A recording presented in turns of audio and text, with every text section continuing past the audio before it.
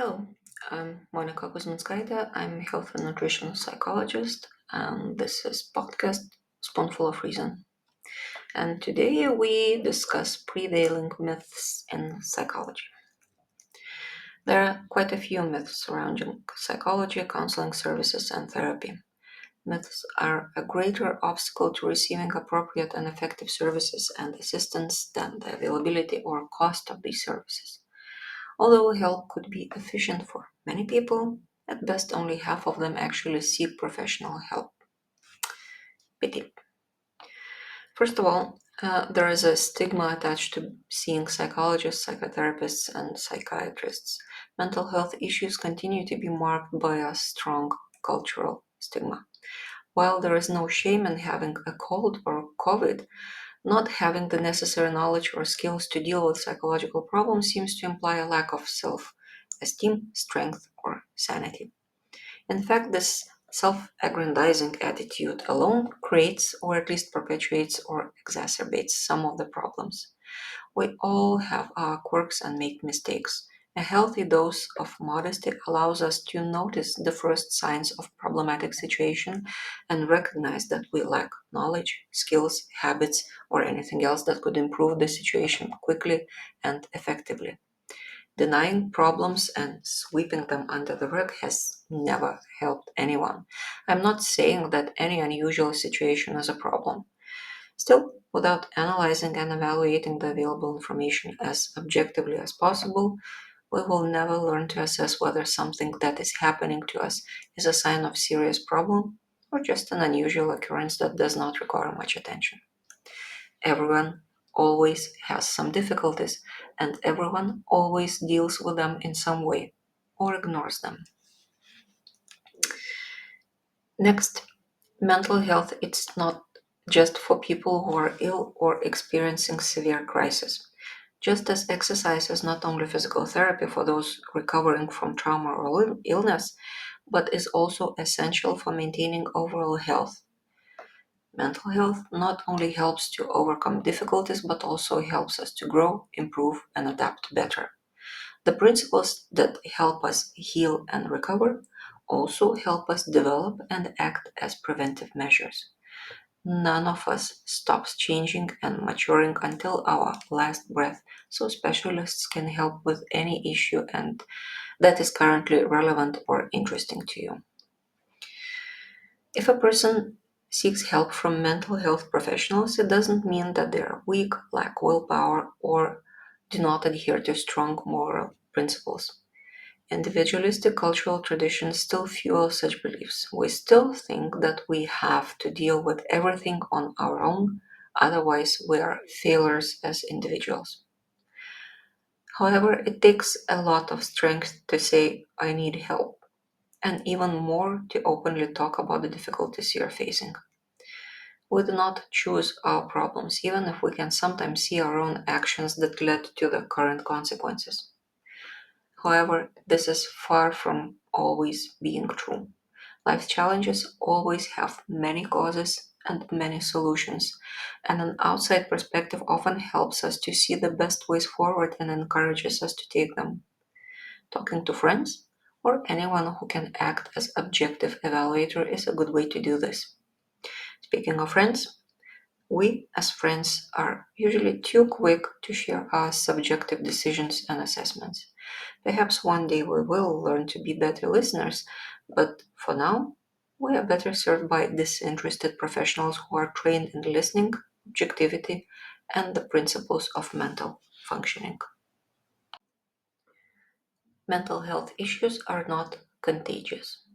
Being around someone sad will not make you unhappy. It's not a virus. Of course, almost all of us have a more or less effective empathy mechanism, and we will feel sadness. However, we will feel it in the same way that we hear a song, even though we are not singing it ourselves. We should not confuse the feelings of another person, which we recognize and name, with our own emotions. We can sustain, or as it is often says, feel another person's emotions much better than we imagine. If, because of our daily discomfort, we do not reach out to a person who is in dire need of help, we will certainly not have protected ourselves significantly. The only outcome will be that we will have failed to train our compassion and helpfulness. Psychologically distressed people are not more dangerous, even if we want to remember those exceptional cases. Isolated cases prove nothing. I'm also not saying that this is black and white and that you should be experiencing everybody else's emotions except your own. There needs to be a healthy balance between both, but it's not okay to not speak to people who need help just because you feel discomfort. Mental health issues and illnesses are not untreatable or uncontrollable. There are many known methods of treatment, both pharmaceutical and non pharmaceutical. Simple compassion helps in very severe cases of schizophrenia. The biopsychosocial approach, which covers the totality of human physiological and mental factors, which are all interconnected, says that we cannot stop it at, oh, it's all in the head, and leave the person to struggle alone. It is also health, which can be restored and strengthened, just like physiological part of our body. No condition is so unique that there are known proven ways to help. I can talk to my friends or wife or brother or etc. Why should I pay a therapist? People say. True, a sense of community is indeed priceless. However, I suspect that people who actually do this don't say things like that. Family or friendship ties do not guarantee that it will be safe to talk about the difficulties we face, especially since we will continue to interact with the same people for a long time. So we try to avoid future consequences. And by the way, we cannot always predict the consequences accurately. Meanwhile, mental health professionals have many years of study and practical experience to be able to ask the right questions at the right time, not try to avoid negative consequences themselves, and always unequivocally strive to help the client they are working with. Recently, many people have been turning to artificial intelligence instead of therapy. It is not necessarily a bad thing, as we can draw on the knowledge and experience of the whole world on any subject. However, it is also important to understand that no artificial intelligence is superior to humans in areas where it has not been deliberately, extensively, and responsibly developed. The ability to ask a precise and well formulated question requires the same knowledge that mental health professionals accumulate. Almost no mental health issue is so straightforward that you can simply ask an AI window in plain language and get a detailed and reliable answer. And let's not forget those stories where artificial intelligence helpfully lists the tallest bridges in the city to the person who has just shared the story of losing their job.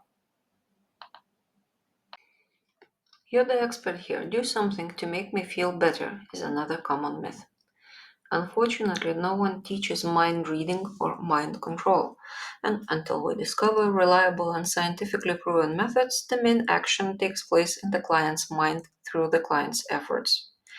Therapy is not something that the therapist does. It is something that the client does after deciding to do so in conversation with the therapist. I don't feel any better is not the proof that the session was unsuccessful. In fact, a better understanding of the problem often deepens the state, but it is a sign of progress.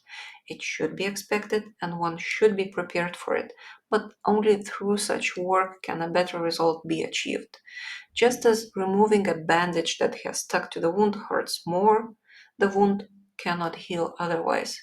Therefore, any form of mental health assistance is an active activity on the part of the client, not something you surrender to.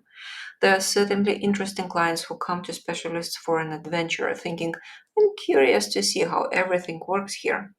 Sometimes these are fascinating sessions When such a curious person, together with a specialist, reviews their personality, experience, and future goals, connects certain events with causal relationships, identifies what works well and what doesn't, and finds areas for improvement or correction.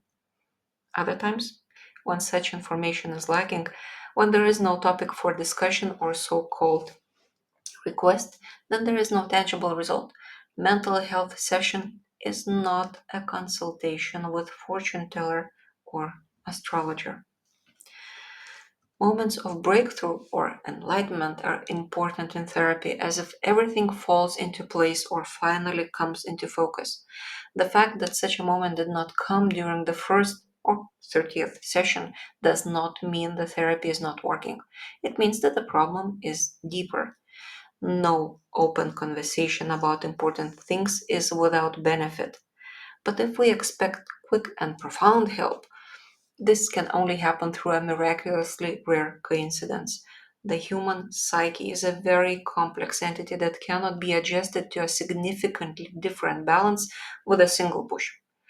The lack of rapid progress does not mean that psychologists are no help.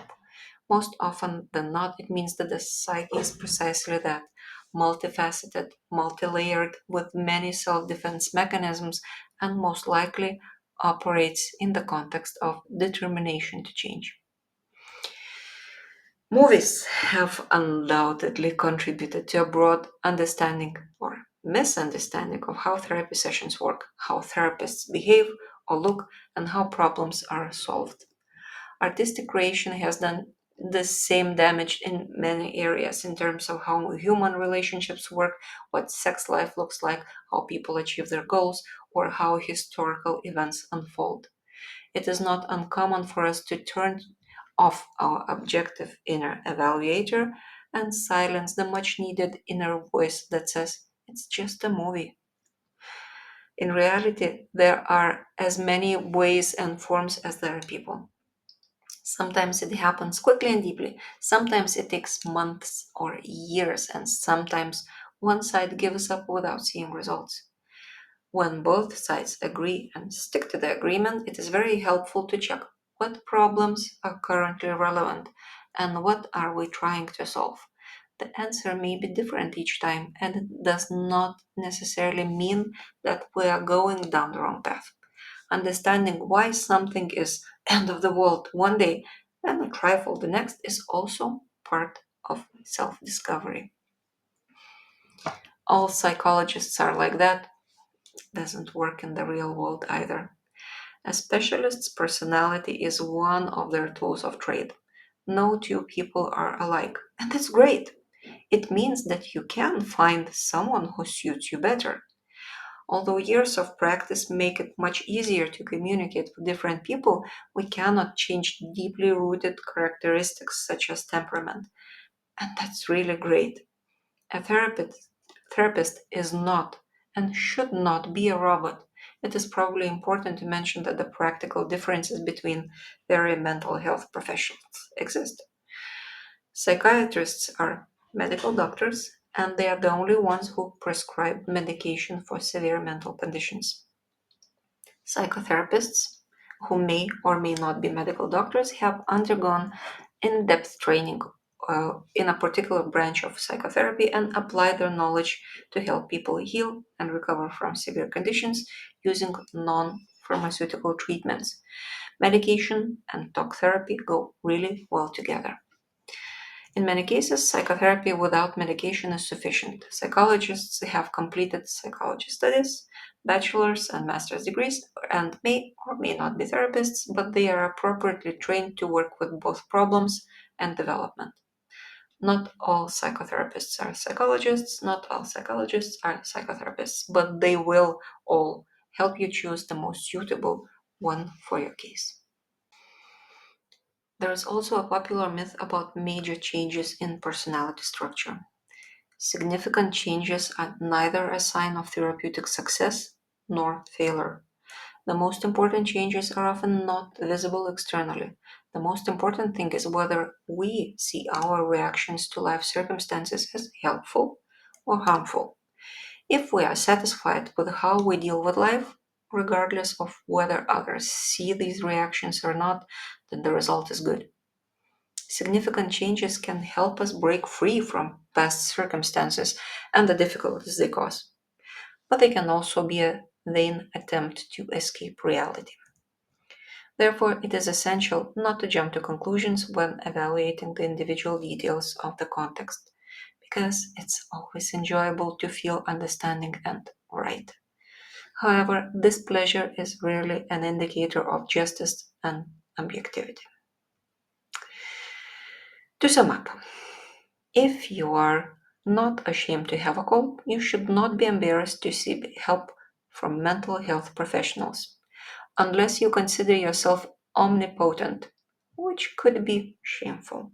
It doesn't mean that we lack willpower, are incapable of managing our lives, or are lazy. Mental health is not just about serious illnesses and crises. It is a vast body of knowledge about continuous improvement and maturity. There is a lot of freedom here for active action and training your empathy muscles. The field of mental health includes both pharmaceutical and non pharmaceutical methods, and they are equally effective and important. Talking is good in itself, but it is not a miracle. Not every conversation partner is good enough to have a positive effect.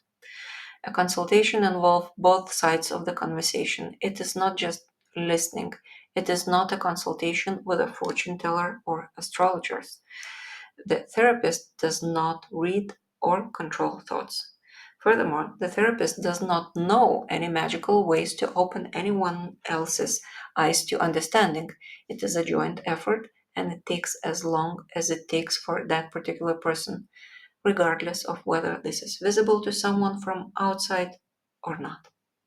And finally, therapists are human beings too, and an open, warm human connection is a necessary condition for success.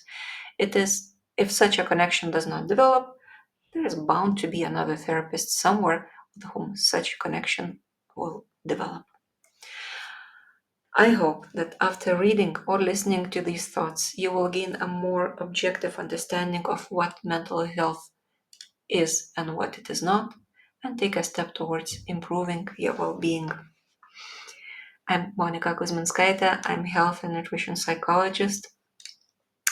I help with daily and complicated issues of emotions, behavior, and thinking. I write, I give lectures, and I provide psychological counseling. You will find link for registering for a counseling session in the comments of each post, and you will find all the posts in social media. Search for keyword spoonful of reason or my name. Wishing peace and serenity to you all.